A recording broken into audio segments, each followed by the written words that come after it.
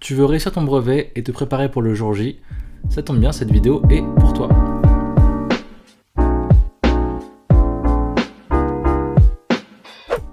Bienvenue sur ma chaîne YouTube, je suis Jean, coach en maths. Et aujourd'hui, on va voir un autre sujet sur tout ce qui est développement et factorisation. Allez, c'est parti. Les questions, déjà pour commencer. Donc c'est un programme de calcul, donc il faut choisir un nombre ici, qu'on va mettre ici. Ce nombre-là va subir un certain traitement, donc on va calculer son double, soustrait, etc. Ensuite, il subira un deuxième traitement ici, aussi, ici. Et à la fin, il faudra multiplier les deux nombres obtenus. Dans la première question, bien sûr, on nous demande de trouver le résultat d'un nombre si le nombre de départ est 1. Donc si 1 c'est le nombre de départ, il faut montrer que le résultat obtenu c'est moins 15. Voilà, donc ensuite une fois que tu as fait ça, on te demande ce qui se passe maintenant avec x comme nombre de départ. Donc cette fois c'est plus juste un nombre, c'est x qui peut prendre plusieurs valeurs. Et parmi les expressions suivantes, quelle est laquelle qui donne le résultat du programme obtenu. Donc on te propose 3 et il faudra trouver laquelle c'est et justifier. Dans la troisième question, Lily prétend que donc tu as que cette expression là, ça donne le même résultat que l'expression B. Est-ce que l'affirmation de Lily est vraie? Et bien sûr, il faut dire si c'est vrai ou faux et justifier. Ok, bon on est parti. Donc on va commencer par la question numéro 1. Donc on sait cette fois que le nombre de départ c'est 1, donc c'est 1 ici. Que va-t-il se passer? Alors, du coup, si c'est 1 là, donc on calcule le double de 1, ce sera 2. Soustrait 5, 2 moins 5, ça fait moins 3. Ok, et donc là pareil, on va s'occuper de ça. Trouver le triple de 1, ça fait 3. Ajouter 2, ça fait 5. Donc en fait, à la fin, on a moins 3 et 5. Et il faut multiplier les deux nombres retenus, ce qui donne moins 3 fois 5, moins 15. Voilà. Donc on obtient bien le résultat. Donc oui, n'hésite pas bien sûr à essayer de refaire de ton côté le truc, mettre la vidéo en pause et essayer de chercher toi-même les questions. Ensuite, si on choisit un nombre quelconque x comme nombre de départ, parmi les expressions suivantes, là, cette fois, le résultat, le nombre de départ, c'est plus 1, c'est x.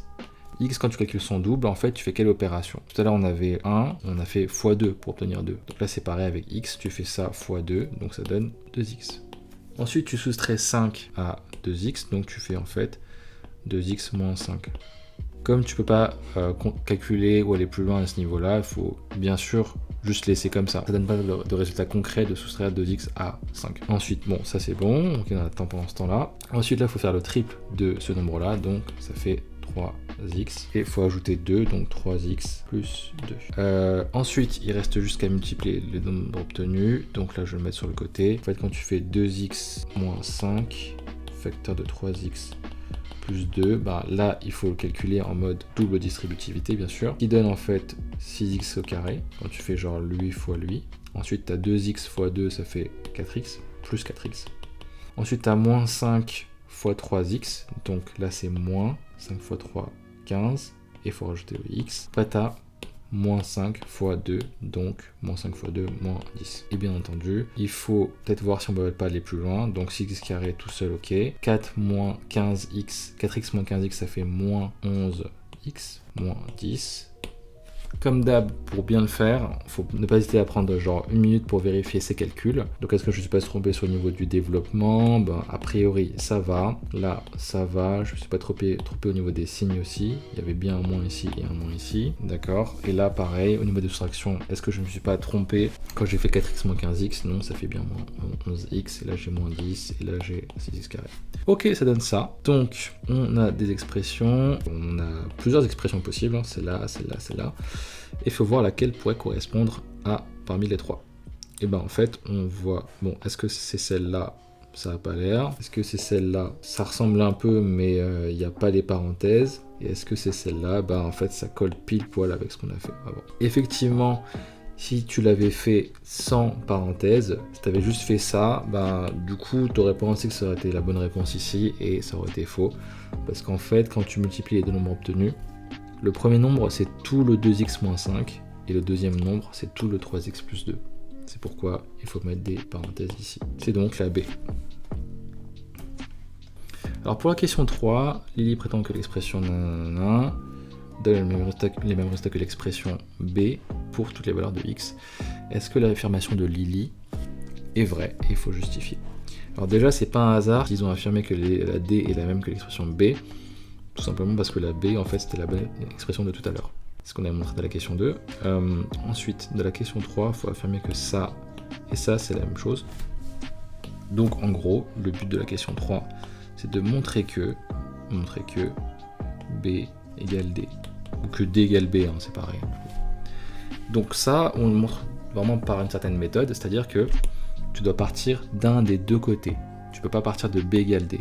Donc soit tu pars de B égale, et t'écris, et à la fin tu vas arriver à D.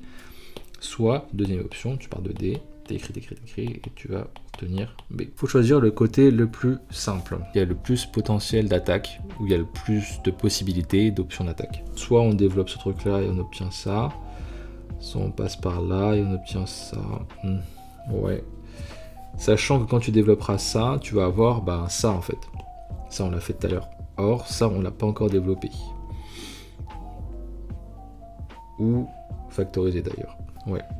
Donc, ok, on pourrait partir de D du coup. Parce que de la B, on ne pouvait pas aller plus loin que de faire ça, que de développer. Il n'y avait pas de facteur commun ici, c'était déjà factorisé d'ailleurs. Par contre, la B, il y a peut-être un coup à jouer. Donc, la D, c'est 3x plus 2 au carré moins x plus 7 en facteur de 3x plus 2. Et le but, c'est de mettre ça sous cette forme-là, qui est aussi une forme factorisée. Donc, du coup, développer, c'est pas la bonne option ici. Parce que c'est vrai qu'en développement, on pourrait avoir ça. Mais ce serait assez long et ça sent... Enfin, il y aurait genre déjà à développer ça, plus développer ça. Donc c'est assez lourd. Et plus c'est lourd niveau calcul, plus tu risques de faire une erreur. Voilà. Donc, l'option la plus simple ici, c'est de factoriser du coup. Facto. Comme ça, tu peux arriver à un résultat un peu comme ça. Alors, on va voir si c'est possible, hein, du coup. Si c'est pas possible, on fera l'autre option. Est-ce qu'on peut factoriser tout ce truc-là? Donc, toujours quand tu factorises, deux méthodes de factorisation. Une avec facteur commun, deux avec intermarquable. Est-ce que ça ressemble à un des deux cas? Là, j'analyse 3x plus 2 au carré. Là, j'ai x plus 7 fois x plus 2. Tu vois bien que genre ça, je peux aussi l'écrire sous la forme de 3x plus 2 fois 3x plus 2. Le carré là. Comme par définition d'un nombre carré. Lui, il reste pareil. Donc du coup, qu'est-ce qu'on vient de faire apparaître? On vient de faire apparaître un facteur commun. Qui est 3x plus 2. Donc à partir de ce moment-là, on connaît 3x plus 2 en facteur. On ouvre les crochets. Tac. On met ceux qui accompagnent le facteur commun ici. Donc celui qui accompagnait, c'était 3x plus 2. L'autre 3x plus 2. Et là, celui qui accompagne 3x plus 2 ici, c'est tout ça, moins x plus 7. Donc on a juste à recopier tout simplement. Et voilà, c'est factorisé. Bien sûr, on observe notre but final, on n'est pas encore arrivé à B, on n'est pas encore arrivé à là, quoi. Donc il va falloir essayer d'aller un peu plus loin. Donc par contre, on a déjà notre 3x plus 2 qui apparaît, qui est ici. Alors, 3x plus 2, donc là quand tu fais ça, tu sais que c'est très encourageant. Si tu arrives à faire des choses et que tu arrives à faire apparaître une partie de la réponse, c'est très bon signe, c'est-à-dire que tu es sur la bonne direction. Donc, il reste juste à gérer ça, moins ça. Attention au moins devant la parenthèse. On gère ça proprement en l'appliquant à toute la parenthèse. Donc ça fait moins x et ça fait moins 7. Bien entendu, ça avait eu moins 7 ici, ça aurait fait moins, ça aurait fait plus ici. Ok? Donc, 3x plus 2, et il n'y a plus qu'à réduire. Du coup, réduire, c'est rassembler ce qui se ressemble, donc tous les x ensemble, tous les x carrés ensemble, et tous les nombres normaux ensemble. Donc là, tu as 3x moins x, ça fait 2x. Là, tu as 7, enfin, tu as plus 2 moins 7, ça fait moins 5. Et est-ce que ça donne le bon truc? Bah ouais, ça donne bien 2x moins 5 comme prévu. Bon, du coup, tu peux te permettre de mettre des parenthèses ici, c'est plus joli, et on obtient pile poil le même truc. Sauf que c'était juste l'ordre est inversé, mais ça change rien. Et on peut dire du coup, pas oublier que ça fait B. Et là, ça conclut vraiment le truc. Si tu le mets là, certains correcteurs seront pas toujours très sympas. Ils vont dire ouais, mais t'as pas montré que D égale B directement. Là, s'ils voient ça, ils mettront une partie des points, voire tous les points pour les plus sympas. Mais s'ils voient ça direct, ils se disent ah c'est bon, lui il gère. Et du coup, c'est bon signe pour la suite. Et voilà, du coup on vient de montrer que D égale B, ce qui veut dire que l'affirmation de Lily était vraie, et on a justifié. Voilà, c'est la fin de cette vidéo sur le sujet de brevet, j'espère que ça t'a plu, n'hésite pas à t'abonner et mettre un pouce bleu, et je te retrouve pour de nouvelles vidéos. À bientôt.